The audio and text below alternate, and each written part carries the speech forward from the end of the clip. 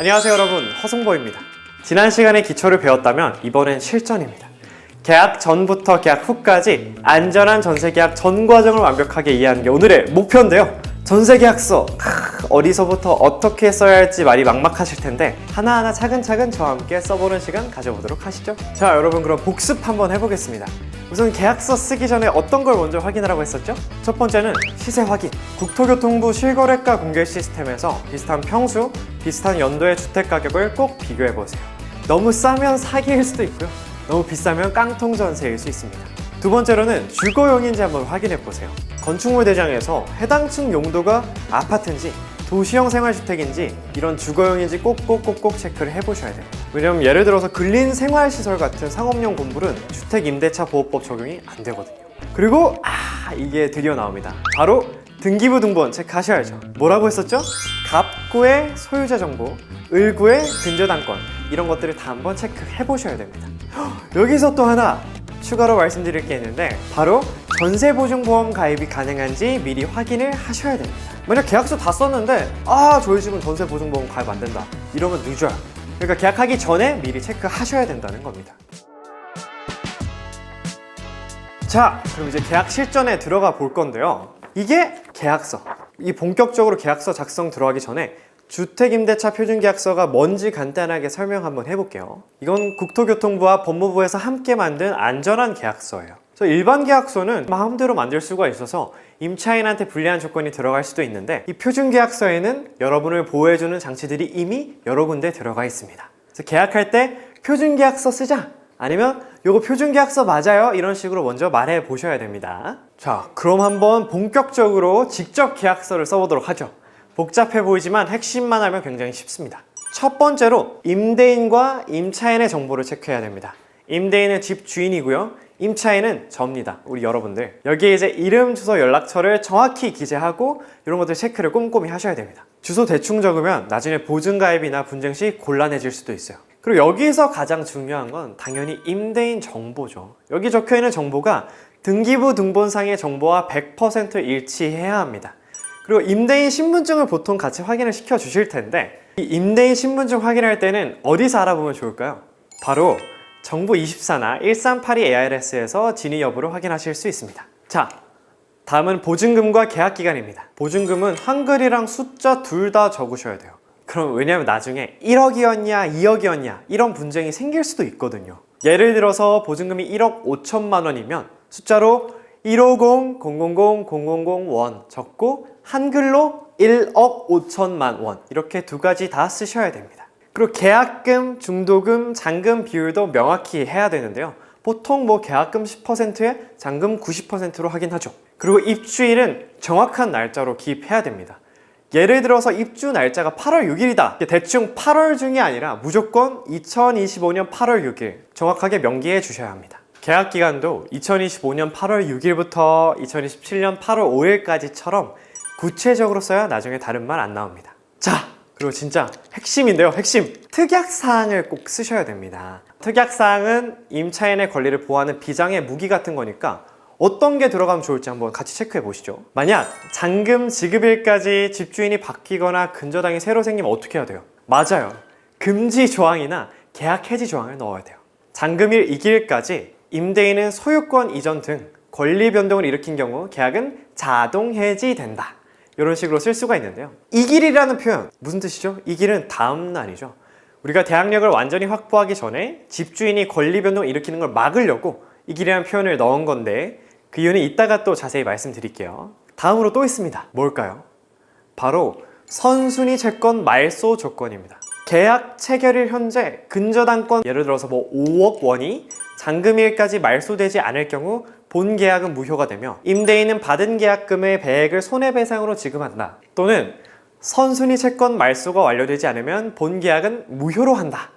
이런 식으로 써두셔야 근저당이 있어도 재보증금을 지킬 수가 있겠죠? 꿀팁입니다, 꿀팁. 그래서 이와 관련해서 담보권 설정 금지 특약도 아주 좋습니다. 확정일자 및 전입신고 다음 날까지 담보권 설정 금지한다. 이건 이제 확정일자 받고 전입신고 다음 날 우선 변제권 생기는 그날까지 담보권, 집주인이 몰래 추가로 대출하는 걸 막아주는 거예요. 아까도 말했지만 표준계약서 좋은 점이 뭐냐면 여기 보면은 여러분들 권리가 설명이 다 되어 있어요. 그래서 보면은 뭐 대항력 확보 방법, 우선 변제권 취득 조건, 보증금 보호 방법, 계약갱신 요구권 등등등등. 그래서 이렇게 다 적혀 있으니까 계약하기 전에 이 부분 꼭 읽어보세요. 그래서 잠깐 이렇게 특약사항까지 모두 작성하고 했는데 집주인이 직접 안 나오고 대리인이 왔다면 어떻게 해야 될까요? 그건 대리계약이니까 그 사람이 진짜 계약할 권리가 있는지 위임장 원본과 인감증명서, 위임자 신분증까지 다 확인하셔야 됩니다. 이런 거 못 물어보겠어. 막 곤란한 부탁하면 어떻게 하는 친구 있는데 여러분 큰돈이 왔다 갔다 하는데 지금 그게 대수예요? 무조건 꼼꼼하게 확인 후에 계약 체결해야 됩니다. 자, 이렇게 해서 도장이나 사인까지 하고 계약서를 작성했어요. 그럼 진짜 끝난 걸까요? 아니죠. 이제부터가 진짜 시작입니다. 기초편에서 우리 배웠던 용어 되게 중요한 거 2개 있었는데 기억하실까 모르겠다. 바로 전입신고랑 확정일자입니다. 이 둘은 뭐라고? 세트라고. 하나만 하면 안 된다고. 전입신고하고 이사를 했다. 그럼 뭐다? 그 전입신고한 그 다음날 0시부터 대항력이 생겨요. 다음날 0시? 뭔가 이상하긴 한데 여기가 핵심입니다. 법적으로 날이 넘어가는 밤 12시부터 효력이 발생됩니다. 이게 진짜 중요한 개념인 게 아까 특약상에서 잔금일 이길이라는 표현을 썼었죠 우리가. 이거 기억나시죠? 대항력을 확실하게 확보하기 위해서 권리가 생성되는 특수한 상황을 반영해서 표시한 겁니다. 이제 궁금증이 좀 해결되셨을 것 같아요. 이 부분 반드시 잊지 말라고 말씀드리고요. 그리고 계약서에 확정일자 도장을 받아야 또 우선 변제권이 생깁니다. 그럼 정리해볼게요. 계약금을 입금하고 우리 도장 찍고 계약을 체결하면 바로 확정일자를 부여받을 수 있어요. 시간이 흘러서 계약 시작일에 잔금을 치르고 입주까지 했다면 그날 바로 전입신고를 하시면 됩니다. 꼭꼭 까먹지 말고 제때 최대한 빠르게 하시는 게 좋습니다. 2번째로 전세 보증보험이 있습니다. 집주인한테 문제가 생겨서 계약 종료 후에 내 전세금 못 돌려줘도요 보험회사에서 여러분께 먼저 보증금을 돌려드립니다. 그 다음에 이제 보험회사가 집주인한테 그 돈을 받는 거죠. 그래서 뭐 주택도시보증공사, 허그라고 하고 한국주택금융공사, HF, 서울보증보험 SGI 중에 어디든 꼭꼭꼭 가입하시는 게 좋습니다. 자, 그리고 마지막으로 전입신고 일주일 후에 등기부 등본을 다시 한번 확인하세요. 왜냐면 우리가 아까 특약 썼던 거 기억하죠? 확정일자 및 전입신고 다음날까지 담보권 설정 금지. 만약 그 사이에 혹시 집주인이 몰래 근저당 설정한 게 없는지 체크하는 거예요. 어때요? 이 정도면 꽤 꼼꼼하고 탄탄하지 않습니까? 그래서 불안한 분들을 위해서 또 한번 우리의 지식을 체크하기 위해서 쉬운 케이스들로 퀴즈를 한번 만들어 봤습니다. 문제 보여주세요. 자, 첫 번째 OX 퀴즈입니다. 집주인 대신 가족이 와서 계약한다면 가능할까?